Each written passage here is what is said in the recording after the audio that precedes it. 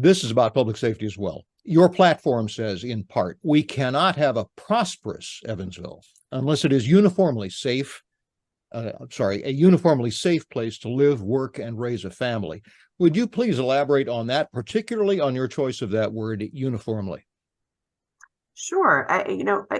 One of the things that, I think will hinder economic development, that will, hinder a child being able to go to school ready to learn, is crime activity in our community. And so I think it's very important that this is a top priority for our entire community. And if we're going to say that we're going to crack down on crime, that we have to have all the stakeholders at the table to address and to strategize and to plan how do we want to combat this in our community.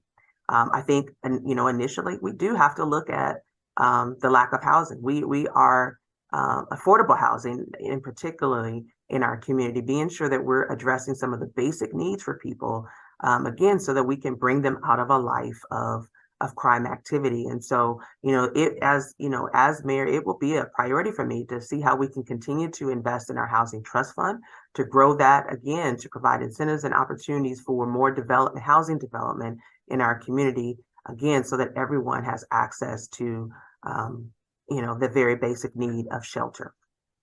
And I think, as well, just in talking with, our education leaders, just the general conversation of walking to school.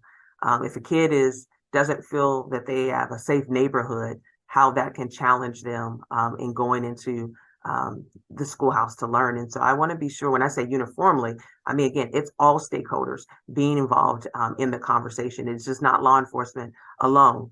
It's going to take all of us working hand in hand to really to move the needle and address this complex issue. I do feel like there are some efforts that have been put in play by our local police department, in terms of training, additional training and cultural awareness, and how to deal with various populations, whether that's even with our, we have a mental health officer, but then even how we can, culturally work with those in the African American community better, having those open dialogues with those communities, again, to ensure that we're doing everything we can to work in partnership to address crime.